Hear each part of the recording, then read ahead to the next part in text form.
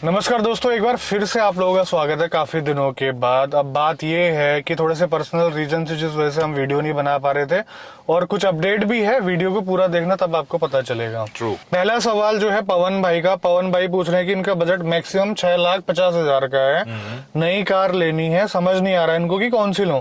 इस बजट में उनको कौन सी गाड़ी मिल रही है? एक तो टियागो एक्सटी मिल रही है, दूसरा ऑल्ट्रोज एक्सम रिदम मिल रही है, ठीक है। और ये पूछ रहे हैं कि इस बजट में और भी कोई अच्छी गाड़ी हो सकती है क्या, वो भी बता दो। बिल्कुल हो सकती है, और आपने पूछ लिया तो चलो बड़ी बात है, नहीं तो लोग तो पूछते भी नहीं। क्योंकि अभी जो आने वाली है गाड़ी टाटा की है, आने वाली है पंच, जो कि इन दोनों के बीच के अंदर कहीं जाकर के बैठने वाली है, ठीक है। वो देखो जिस हिसाब से दिखाई जा रही है वो इस हिसाब से तो मैंने तो बुक भी करवा दी है। अब देखते हैं कि किस हिसाब से अगर पॉजिटिव निकली तो उठा लेंगे, नहीं तो कैंसिल करवा देंगे, सिंपल सी बात है। बिल्कुल। और आपका क्या सीन है, वही चीज मैं इनको भी बताने वाला था। अगर आपको सही लगती है गाड़ी तो उठा लेना, थोड़ी सी ऊंची गाड़ी आएगी, इंजन वगैरह भी सेम ही है। तो अगर नहीं आई तो फिर आपको रिदम। यार ऑल्ट्रोज में मेरा जो पर्सनल ओपिनियन ये है कि एक्सटी के आसपास ले रहे हो ऑल्ट्रोज को, थोड़ा सा दिखने में भी गाड़ी, क्योंकि डिजाइन बहुत बेहतर है गाड़ी का, लेकिन जो पतले पतले गंदे से टायर आते हैं ना, वो पूरा मजा खराब करता है। लेकिन अगर प्रैक्टिकल वे में देखा जाए तो पंच से बहुत ज्यादा उम्मीदें हैं, और ये गाड़ी जो है ना बहुत ज्यादा हिट भी हो जाएगी अगर टाटा के छोटे मोटे जो फ्लॉज रहते हैं ना वो गाड़ी के अंदर ना हो। क्योंकि टियागो देखो, टियागो अच्छी खासी बिक रही है, लेकिन टियागो से थोड़ा सा मान लो कि हो सकता है कि थोड़ा सा कॉस्टली हो, लेकिन एक प्रैक्टिकल प्रोडक्ट और रखने लायक प्रोडक्ट होगा ये, और बहुत ही मजेदार होने वाला। थोड़ा सा वेट करना पड़ेगा, फेस्टिवल सीजन में आ रही है, अगले महीने ही आ जाएगी आपके पास ये। जी हाँ, और उम्मीद यही है कि शुरुआत के अंदर लॉन्च हो रही तो टाटा ने अपनी गलतियों से सीखा भी होगा, तो उसको एक तरीके से रिफाइन और बिल परफेक्ट जो है ना प्रोडक्ट उतारने वाले मार्केटिंग कर रहे हैं यार कि ये स्मूथ होगी करके, हो सकता है स्मूथ हो, और यही चाहते हैं जो पुराने टाटा के ग्राहक हैं। बस बात यही है मेरे भाई की, सिर्फ मार्केटिंग न निकले और प्रोडक्ट भी वैसा निकले।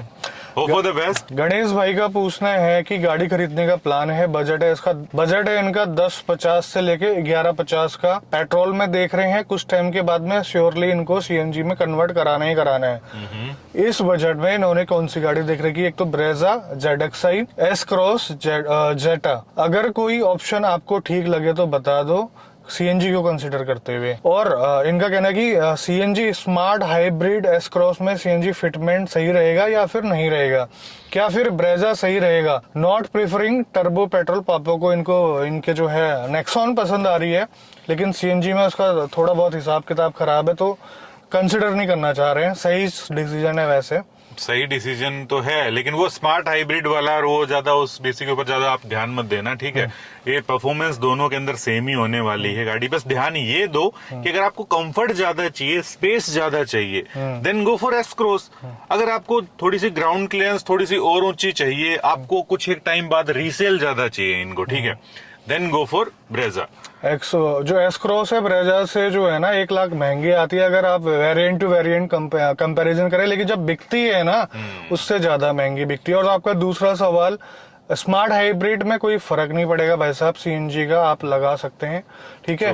तो ये आपकी जो नीड है एक्चुअल वाली ना, वो आप अगर समझ गए कि यार ब्रेजा में मेरा बढ़िया तरीके से काम चल जाएगा, तो ब्रेजा ही उठा लो। लाख रुपए ज्यादा फूकने की क्या जरूरत है आपको। एक और बात बताता हूँ, घर वालों के 2-3 बंदों को साथ में लेकर के जाओ, घर वालों के भी, ठीक है।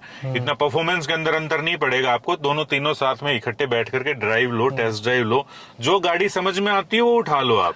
हाँ, एस क्रॉस में क्या एक और चीज आपको अच्छी लगेगी, बड़ी सी प्रीमियम सी लगती है यार वो गाड़ी। बिल्कुल लगेगी। फैमिली वाले कहेंगे कि यार कोई बात नहीं, साला लाख रुपए तो ज्यादा जा रहा है, खरीद लो, ये वाला फीलिंग आएगी आपको। वो थोड़ी सी परफेक्ट फैमिली कार ज्यादा हो जाती है। और थोड़ा सा अपडेट भी देना है कि यार आगे कुछ ऐसा होने वाला है कि जो मैक्सिमम वीडियो रहेंगे हमारे जो है अकेले रहेंगे, क्योंकि जो मैं हूँ अभी गुड़गांव में रहता हूँ, क्योंकि हम साथ ही रहते थे तो साथ वीडियो बन जाते थे।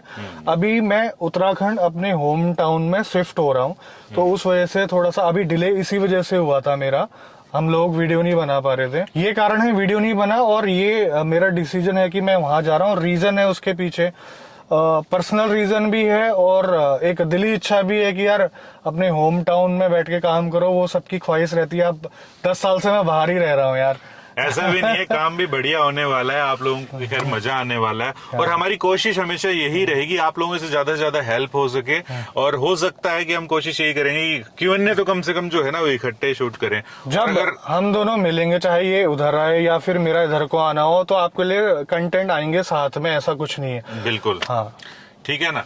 तो और ऐसा मत समझ लेना कि यार झगड़ा हुआ है और अलग हो रहे हैं, ऐसा नहीं है। ये इसलिए हमको अपडेट इसलिए करना पड़ रहा है क्योंकि आप लोग से हमारी बहुत उम्मीदें हैं, ठीक है, बिल्कुल समझ सही रहे हो। बात है। इतनी तो मेच्योरिटी का समझ तो ही होंगे यार, झगड़े वाली क्या बात होगी खैर इसमें। नहीं, कई बार जो है ना वो क्या क्या होता है, उसको एक्सपोज्ड वाली वीडियो बना देते हैं कई बार। मतलब पंगा हो गया तब जा रहे हैं, ऐसा। तो अगला सवाल ले लेते हैं भाई लोकप्रिय का। लोकप्रिय पूछ रहे हैं कि ये प्रयागराज से हैं, ठीक है, और इनका ये है कि 4 मेंबर है इनके फैमिली में, जिनमें इनके जो है माता पिता भी हैं, भाई भी हैं। 3 साल के निचोड़ निकाल कर ये जो है 1-2 गाड़ी को मतलब डिसाइड कर पाए हैं। टियागो बेस से एक ऊपर या फिर टिगोर का बेस से एक ऊपर। और इनका क्या कहना है कि इनके एक मित्र हैं घनिष्ठ, उनके पास एक गाड़ी है एस्पायर टाइटेनियम CNG में है ऑलरेडी, और वो 2016 मॉडल है, जब ड्रैगन सीरीज नहीं आता था इंजन, ठीक है। 45,000 किलोमीटर चली हुई है, 10 से किलोमीटर चलानी होती थी, अभी 8 महीने से रोज 60 किलोमीटर चल रही है। काफी साफ सुथरी गाड़ी है, प्यार से रखी हुई गाड़ी है। 26-28 का माइलेज दे देती है CNG में, और इनका गाड़ी का ज्यादा यूज भी नहीं है। सिर्फ गाड़ी तब यूज होती है जब इनको जहाँ ये काम करते हैं वहां से छुट्टी में जाना पड़ता है गाँव के लिए। तो ये इन तीनों गाड़ियों में से इनका डिसीजन कौन सा सही होगा, ये पूछना चाह रहे हैं। देखो यार, मैं अगर होता ना, अगर इन्हीं तीनों में से चूज करना होता तो मेरे को स्पेस की भी थोड़ी सी जरूरत होती, बूट स्पेस की वगैरह, तो मैं टिगोर के ऊपर थोड़ा सा ज्यादा जो है ना जाना पसंद करता। ठीक है, मैंने देखा है, अपन ने देखा है इनफैक्ट जो है वो एस्पायर के अंदर CNG वगैरह जो है इतनी बहुत तगड़े रूप से कामयाब नहीं है जिस हिसाब से होनी चाहिए। लेकिन हाँ, टियागो वगैरह के अंदर है, कामयाब है अच्छे खासे तरीके, तो ऑफकोर्स टिगोर के अंदर भी होगी। स्पेस चाहिए then go for Tigor, simple सी बात। अगर आपको स्पेस, बूट स्पेस का कुछ नहीं करना तो आपको सस्ती पड़ेगी टियागो, ठीक है। फन टू ड्राइव थोड़ी सी ज्यादा रहने वाली है वहां पर, तो आप टियागो के ऊपर भी जा सकते हैं। देखो, अगर आप सेकंड हैंड गाड़ी की भी सोच रहे हो ना, तो इस गाड़ी को तो कंसिडर ना ही करें, क्योंकि बहुत सारे रीजन है। उतना एक्साइटिंग इंजन नहीं था उस टाइम पे। CNG में आपको भले ही एवरेज दे देती होगी, लेकिन आप 3-4 साल के बाद जो है गाड़ी चेंज करने की सोचोगे ना, उतनी अच्छी वैल्यू आपको जीरो, ऑलमोस्ट जीरो मिलेगी। ये बात आप देख लेना, ठीक है। अगर आपको पर्सनल लेवल के ऊपर बहुत ज्यादा पसंद है तो फिर बात डिफरेंट हो जाती है। प्रैक्टिकल के हिसाब से हम तो आपको सजेस्ट नहीं करेंगे वो। तो ये बात है जी। यहाँ पर प्रतीक भाई पूछ रहे हैं कि 2 गाड़ी इन्होंने डिसाइड कर रखी है और CNG इनको लगानी है ही है। 14 मॉडल पेट्रोल में इनके जो है ऑप्शन है, एक रिड्ज 2.8 लाख की मिल रही है, 45,000 किलोमीटर चली है। दूसरा ऑप्शन है ग्रैंड आइटन, वो 71,000 चली हुई है, 3.4 लाख की इनको मिल रही है, 4 से 5 साल चलानी है। CNG इनका मेन कंसर्न है। CNG देखो, जहां पर CNG आ जाती है ना ऑटोमेटिकली, एक मारुति की गाड़ी कम से कम एक गाड़ी तो आती है, ठीक है। और यहाँ पर भी आपके केस के अंदर आपको बता देते हैं, आंख बंद करके जो है ना रिड्स के ऊपर चले जाना। अगर आपकी नॉन गाड़ी है, कोई किलोमीटर बैक वगैरह नहीं है, उसके अंदर आप CNG धड़ल्ले से लगवाओ, बेहद कामयाब गाड़ी है वो। और सुनो, अंदर से बैठ करके ना फील आता है कि आप किसी बड़ी गाड़ी के अंदर बैठे। उसका डैशबोर्ड देखा होगा, आप सभी लोगों ने देखा होगा, बड़ा सा, लंबा सा, चौड़ा सा है, बड़ा मजेदार गाड़ी रहेगी। हम ये नहीं कह रहे हैं कि जो ग्रैंड आइटन है वो CNG में चलेगी नहीं, बड़े प्यार से चलेगी, लेकिन जो आपको डील मिल रही है ना, थोड़ा सा कॉस्टली और गाड़ी थोड़ा सा ज्यादा चली हुई है, तो उस हिसाब से रिड्स अच्छा ऑप्शन है, सस्ते में भी मिल रही है, कम चली हुई है। बिल्कुल सही बात है। और मेरे भाई एक बात बता, रिड्स जो आपको जो पावर का और वो जो चलाने के अंदर CNG के अंदर मजा देगी ना, वो वाली इतनी नहीं दे पाएगी जितना आपको रिड्स के अंदर मजा आएगा। सही बात है, बिल्कुल। आयुष यहाँ पर पूछ रहे हैं कि बड़ा ही प्यारा सवाल है यार। उनका ये सवाल है, परफॉर्मेंस एंड फीचर के अकॉर्डिंग बेस मॉडल किसका बेस्ट है for value for money? XUV 300, Nexon या फिर सोनेट? 100% इस केस के अंदर नेक्सॉन बाजी मार ले जाती है। नेक्सॉन के बेस मॉडल के अंदर जो है वो सेफ्टी फीचर भी पूरे के पूरे आते हैं, जो टॉप के अंदर आते हैं वो बेस के अंदर भी आ जाते हैं, ठीक है। तो वहां पर कहीं ज्यादा आगे निकल जाती है। गाड़ी भी बहुत अच्छी है, आपका डीलर बढ़िया होना चाहिए, आपकी वहां की सर्विस की जो है ना वो कंडीशन जरूर देख लेना। और इन दोनों गाड़ियों का कोई मुकाबला नहीं है, वेन्यू से कहीं ज्यादा आगे निकल जाती हैं, ठीक है। ये सोनेट बोथ आर सेम चीज यार, वेन्यू सोनेट, ठीक है। सोनेट आपने कंसीडर ही कैसे कर ली, बेस मॉडल में 1.2 लीटर का नेचुरली एस्पिरेटेड इंजन आता है, तो उसके सामने ये दोनों गाड़ियां कहीं ज्यादा बेहतर है भाई साहब। उसको हटाई दो लिस्ट, इन दोनों में ही खेलो आप। बिल्कुल, दिल और दिमाग की सुनो, या तो दिल की सुनो या तो दिमाग की। हाँ, अगला सवाल है यहाँ पर श्रुति का। श्रुति पूछ रही है कि सर स्विफ्ट और टाटा अल्ट्रोज का लोकल सिटी में और हाईवे पर माइलेज बताइए। एक ही क्वेश्चन पूछा है, बता दीजिए। बिल्कुल बताएंगे। अगली बार फिर पूछना है कि टाटा, दूसरा क्यों, दूसरा भी पूछ रही हूँ। हाँ, अगली बार फिर पूछना है कि टाटा पंच कितना माइलेज देती है। देखो जी, टाटा पंच का तो हमें भी इंतजार है। माइलेज कोई ज्यादा बहुत बड़ा डिफरेंट नहीं रहेगा, जितना टियागो टिगोर देगी उतना ही थोड़ा सा 19-20 का पंच देगी। दूसरे का मैंने सवाल का जवाब दे दिया, पहले वाला तू दे दे। स्विफ्ट में देखो, बात ये है कि स्विफ्ट का आपको सिटी में बहुत अच्छा एवरेज मिलेगा, और यहाँ पर जो अल्ट्रोज है वो थोड़ा सा कम देगी यार उसके कंपैरिजन में, स्विफ्ट के कंपैरिजन में। और इवन हाईवे में भी स्विफ्ट ज्यादा एवरेज देगी, लेकिन जो हाईवे में चलाने में जो मजा आएगा आपको वो अल्ट्रोज में आएगा। सीधी सी बात यहाँ पर मैं बता रहा हूँ। अगर माइलेज के लिए देखनी है तो मारुति से ऊपर कोई नहीं ऊपर, ठीक है। प्रैक्टिकल लाइफ के अंदर मारुति की गाड़ियां माइलेज ज्यादा निकालती हैं। आप चाहे सिटी में धीरे चल रहे हो, कैसे भी चल रहे हो, हाईवे पे भी चल रहे हो, तो आपको ओवरऑल एक माइलेज पैकेज का ही तो उनका मेन चीज है, ठीक है। उससे आगे तो कोई नहीं जा सकता। लेकिन यहाँ पर फिर भी हम आपको अल्ट्रोज बोलेंगे कि सेफ्टी भी बहुत ज्यादा जरूरी चीज है। रोड के ऊपर आपको चिपक के भी गाड़ी चलेगी, और उसकी भी एवरेज बहुत कम तो नहीं है, ऐसे अच्छी खासी एवरेज है उसकी भी। आपको एक चीज मैं आपको बता दूं, आप या कोई भी अल्ट्रोज कंसिडर कर रहे हैं ना, तो माइलेज में वेरिएशन बहुत ज्यादा है। सिटी में एकदम ड्रॉप हो जाता है, हाईवे में एकदम से निकल जाता है अच्छा खासा 20 के आसपास। तो ये चीज है, वो चीज स्विफ्ट में देखने को नहीं मिलेगी। हाँ। सिटी में भी अच्छा खासा निकाल के देगी, और हाईवे पे तो निकालेगी, सीधी सी बात है। फिरोज भाई पूछ रहे हैं कि ये गाजियाबाद से, इनके पास एक 2010 मॉडल i10 है, और जो कि इन्होंने ली थी 2015 में। पहली गाड़ी थी, ज्यादा आइडिया नहीं था, तो सेलर ने मुझे मीटर टेम्पर करके दे दिया था 65,000 किलोमीटर करके। 2015 की बात है भाई साहब। ये कुछ से तेज बने हुए डीलर देख रहे हो आप। कुछ दिन पहले पुराने डॉक्यूमेंट में मैंने पिछला सर्विस रिकॉर्ड मिला मुझे, वो कह रहे हैं कि उसमें 1 लाख चल चुकी थी ये गाड़ी। आपने लेते वक्त नहीं देखा है क्या? अभी मैं 5 साल बाद देखे। अभी मैं उसे 1.22 चला चुके हैं। ये 65,000 में ली थी, 1.22 मीटर में चल चुकी है। वैसे 1.60 1.65 चल गई है। अब बात आते हैं मुद्दे पे। रेट लगाने गए थे भाई साहब, कार 24 वाले ने लगाए 75,000, उसके बाद जो है ओलेक्स वाले ने लगाए 65,000, ठीक है। तो कंफ्यूजन है कि इनको सेल कर दूं या फिर बचे हुए 2 साल और चलाऊं और स्क्रैप करवा के नई गाड़ी लूं। इनको भी पंच का इंतजार है। बिल्कुल। अब सुनो मेरी बात, मेरे ख्याल से आप 2-2.5 साल चला लो, ठीक है। एक तो पंच का रिजल्ट निकल करके आएगा, निचोड़ निकल के आ जाएगा। और ऐसा नहीं कि सिर्फ पंच ही आएगी, पंच को देखते हुए बाकी कंपनियां भी अपनी अपनी इसी सेगमेंट में और भी कॉम्पैक्ट एसयूवी से भी, जो माइक्रो एसयूवी जो है ना टाइप की, वो गाड़ियां निकालेंगी। आपके पास ऑप्शन एक तो ज्यादा हो जाएंगे। स्क्रैप पॉलिसी वगैरह के अंदर अगर आप इसको करोगे तो आपको फायदा भी होगा, और 2-2.5 साल के अंदर आपको अगर नुकसान अगर हो सकता है तो 30-35 का ही होगा। और 30-35 के अंदर आप क्या उखाड़ लोगे? सिंपल सी बात है ये। तो आप इसको चलाओ आगे भी, सिंपल। ये सारी बातें जो इसने बोली है वो एकदम एक्यूरेट है, बट एक कंडीशन लगती है, अगर आपकी गाड़ी की कंडीशन सही है तो। हाँ, उसके ऊपर कुछ मत लगाना पैसे। पता चल रहा है 50-60 हजार का खर्चा करके कुछ मेंटेनेंस आ रहा है मोटा उस गाड़ी पे, क्योंकि 1.65 तो चल चुकी है। अगर आपने ऑलरेडी मेंटेन कर चुके हो आप इस गाड़ी को, तो फिर मत ही बेचो भाई साहब। सही बात है। हो सकता है आने वाले टाइम पे इलेक्ट्रिक के अच्छे ऑप्शन हो जाएं 10 लाख के अंदर अंदर, आप उसको भी ले सकते हो।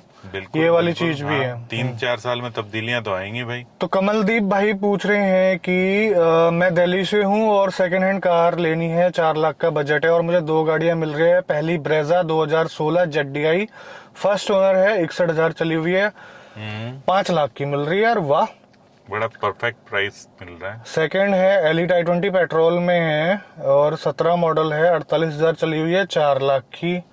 मेरे पास ऑलरेडी वैगनार है, कंपनी CNG है, जो मुझे कंपनी से मिली हुई है, कंपनी फिटेड मतलब। मंडे टू फ्राइडे मैं उसे यूज करता हूँ 300 से 450 मतलब 350 से 400 किलोमीटर पर वीक रनिंग है ऑफिस मंडे टू फ्राइडे। इनकी शादी होने वाली है, थोड़ी बेटर लुक वाली गाड़ी चाहिए, अच्छी ड्राइव वाली कार चाहिए जो मेन वीकेंड्स में चलाऊंगा, जो मंथली रनिंग 400 से 500 की होगी। हो सकता है वाइफ को भी सिखा दूं कार और वो भी चला ले। मुझे ब्रेजा पसंद आ रही है और उसके लिए मैं बजट भी स्ट्रेच कर सकता हूँ, बट मेरा ये डाउट है कि 3-4 साल चलाने के बाद वो 2.5 से 3 लाख में निकल जाएगी क्या। और हाँ दोनों गाड़ियां मेरे जानने वालों की है और कोई मीटर बैक वगैरह नहीं है। सही बात है यार, अच्छी बात है, बहुत अच्छी बात है। फिर तो आपको ब्रेजा की जो डील मिल रही है ना उसको चूको मत, आप उठा लो। सबसे पहली बात तो क्या होता है कि डाउट यही होता है कि कहीं मीटर बैक तो नहीं है यार उस गाड़ी का। ठीक है, आप किसी डीलर से उठा रहे हो, थर्ड पार्टी से उठा रहे हो, आपके यार दोस्त की गाड़ी है, आपको इतने के अंदर दे रहा है, अगर उसको ये वीडियो मत दिखाना, बड़े कम प्राइस में बेच रहा है भाई तो ठीक है, तो आप वो गाड़ी जाकर के डेफिनेटली उठा लो। और सुनो मेरी बात, जो आपकी रीसेल वाली जो बात है ना, वो यार i20 से तो 1000 को मतलब कि कहीं पर भी बेचोगे ना तो वो i20 से तो ज्यादा पैसे दे करके जाएगी। अब देखो आने वाले 3-4 साल के बाद जब ये पूरा एरा चेंज होगा ना, उसके बाद पेट्रोल और डीजल की गाड़ियों की जो रीसेल वैल्यू होगी उसके बारे में अभी कोई कुछ नहीं कह सकता, समझ रहे हो ना। तो फिर भी i20 से ज्यादा पैसे बचाएगी आपकी ये गाड़ी, क्योंकि वो पेट्रोल में, और पेट्रोल में तो आपको फिर पेट्रोल पंप खोलना पड़ेगा उसके लिए। ठीक है, दूसरी चीज ये है कि 1 लाख का डिफरेंस और बड़ी गाड़ी आपको मिल रही है तो अच्छा है। 61,000 कुछ भी नहीं होता। और सबसे बड़ी बात तो ये कि इनको गुड लुकिंग भी चाहिए गाड़ी, थोड़ा सा मतलब ससुराल में भी थोड़ा सा दिखाना है आपको ना, है ना। बड़ी गाड़ी तो ऐसी फिर ले लो, ब्रेजा ले लो भाई। हाँ, तो शुभम पूछ रहे हैं कि 2020 फरवरी BS6 diesel demo free style इनको मिल रही है 10,000 चली हुई। एक्स शोरूम प्राइस लगा रहे हैं वो डीलरशिप वाले 6 लाख रुपए गाड़ी का। वैसे एक्स शोरूम प्राइस है 7.5, 1.5 लाख का डिफरेंस ऐसे हो गया। बाकी जो है ऑन रोड में थोड़ा सा और डिफरेंस बढ़ जाएगा मोटे मोटे तौर पे। एक्स शोरूम ही कम लगा रहे हैं ना, क्योंकि वो टीपीएफ इशू का डर है क्योंकि लो रनिंग है हमारी, फिर भी डीजल लेनी है थ्रिल के लिए। अब थ्रिल के लिए लेनी है, अगर थ्रिल करोगे ना तो उसका भी कोई इश्यू नहीं रहेगा, डीपीएफ वाला वो सारा ऑटोमेटिकली क्लियर हो जाता है जब भी आप थ्रिल करोगे ना। लेकिन थ्रिल करना जरूर, ठीक है। और सबसे बड़ी बात यह है कि अगर आपको इतने के अंदर मिल रही है मार्केट के अंदर, तो फ्री स्टाइल हम तो खुद देखते देखते जो है ना वो हो गए भाई, हमें कहीं नहीं लगी। जिनके पास है वो बेच भी नहीं रहे। आप उठा सकते हो यार गाड़ी, बस ये देख लेना कि 2-3 साल बाद, 3 साल बाद अगर आप दिल्ली एनसीआर से बिलोंग नहीं करते हो ना, फिर भाई साहब को दिक्कत आ भी सकती है। कंडीशन है, थोड़ा सा एक्सप्लेन करना चाहूंगा मैं। एक सेल्स मैनेजर है मेरा फोर्ड में दोस्त, अभी हाल फिलहाल में बात हुई थी। वो ये कह रहे हैं हम गाड़ी बेच तो दे रहे हैं, लोगों को कॉन्फिडेंस देकर जो अभी गाड़ियां बची हुई हैं या फिर डेमो में है कि सर्विस मिलेगी, लेकिन वो खुद कह रहे हैं कि हमारा खुद जॉब का पता नहीं है और जो हमारा ओनर है फोर्ड का, मतलब जो डीलरशिप का ओनर है, वो खुद दूसरी कंपनी के लिए हाथ पांव मार रहा है। अब ये कह रहे हैं कि हम सर्विस देंगे, ठीक है, सर्विस देंगे तो अगली जो डीलरशिप लेंगे वो क्या सिर्फ सेल्स थोड़ी देगा इनको। ट्रू। अगर फोर्ड किसी से थर्ड पार्टी से टाई अप करके डीलरशिप ले लेती है या फिर कोई सर्विस सेंटर खोल लेती है तो क्या फोर्ड की पहले जैसी क्वालिटी मिल पाएगी? ये बहुत सारे क्वेश्चन है, और ये क्वेश्चन उन लोगों के लिए जायज है जो टायर 3 सिटी में रहते हैं, जो गांव वाले एरिया में रहते हैं, जहां 101 किलोमीटर में 51 किलोमीटर का फोर्ड का शोरूम हुआ करता था। अगर आपकी ऐसी सिचुएशन है तो भूल जाओ भाई साहब आप।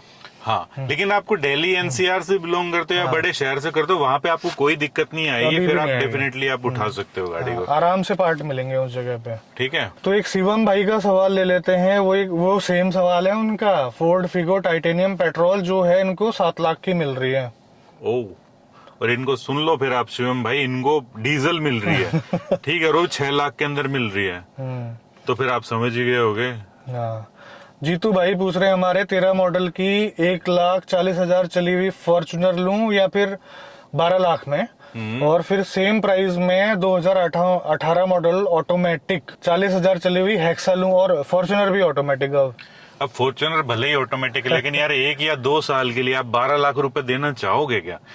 जब आप मान लो ठीक है, लेकिन जब आप निकालोगे ना उस गाड़ी को, ठीक है, तब भी यही कंडीशन नजर, भाई 10 साल तो हो लिए इस गाड़ी को, क्या हम आपको देंगे, स्क्रैप करवा लो या कुछ भी करवा लो, ठीक है, तो आपको पैसे बहुत कम, इससे बढ़िया हेक्सा उठा ले भाई।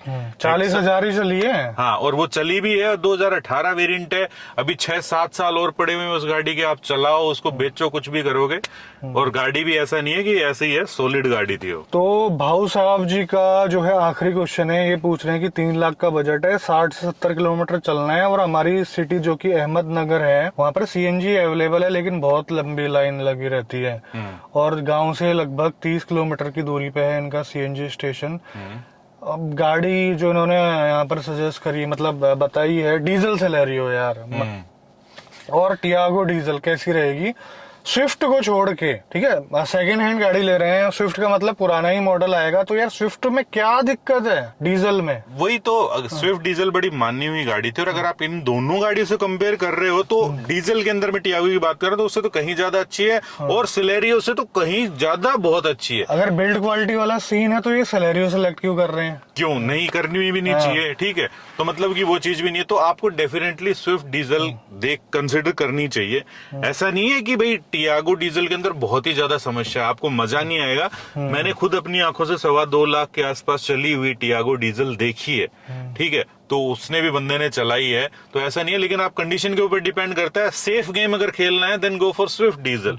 उसके अंदर कुछ इश्यू भी आ जाता है तो आपके ज्यादा पैसे नहीं टूटेंगे, आपके इजीली निकल भी जाएगी second hand used car market के अंदर, ठीक है। आपको बस यही है कि थोड़ा नॉर्मल तरीके से चलाना है और चलाते रहो, किफायती गाड़ी है। अब इसके अलावा अगर और ऑप्शन की बात करते हैं, 3 लाख में आउट ऑफ बॉक्स सोचना पड़ेगा। जैसे कोई गाड़ी डिसकंटिन्यू हो चुकी है, हाँ। उस टाइप की गाड़ी आपको सस्ते में मिल जाएगी, बिल्कुल परफेक्ट कंडीशन में। वो भी देख सकते हो आप, जैसे सेल देख सकते हो आप, फिएट लीनिया देख सकते हो, पुंटो देख सकते हो। यही इस टाइप की जो है वो गाड़ियां, बट वो तलाश करनी पड़े, वो छालनी पड़ती है, ठीक है। तो वो छन के जो आती है तब वो बात है, ऐसा इजीली नहीं मिल पाती है। सरदर्दी अगर आपको नहीं चाहिए तो स्विफ्ट आप जा सकते हो डीजल के ऊपर, ठीक है दोस्त। तो यही था, बड़े लंबे अंतराल के बाद हमारा जो है Q&A आया, उसके लिए माफी। और हम एक कुछ आप ही लोगों के लिए, इनफैक्ट हम लोगों के लिए भी कुछ बीच का सॉल्यूशन निकाल रहे थे, लेकिन वो चीज निकली नहीं। तो यही चीज है कि भाई हाँ, एटलीस्ट Q&A जो है हम लोगों का वो इकट्ठे आएगा जहां तक पॉसिबल है, ठीक है। बाकी अगर ये इधर आता है मैं उधर जाता हूं तो अपने जो है ऐसे वीडियो बनते ही रहेंगे, उसमें कोई दिक्कत वाली बात है ही नहीं। ये भी एक अपडेट आपको देना था। उत्तराखंड शिफ्ट हो रहा है, कुछ पर्सनल रीजन है, पर्सनल बिजनेस की वजह से, वो सारी चीजें जो है आपको आगे आने वाले टाइम में पता चलेंगी। तो इसी मैसेज के साथ जो है वीडियो समाप्त करते हैं। अगर 4 व्हीलर चलाते हैं तो सीट बेल्ट जरूर लगाइएगा, 2 व्हीलर अगर चलाते हैं तो हेलमेट जरूर पहनिएगा। जय हिंद, जय भारत। भारत माता की जय।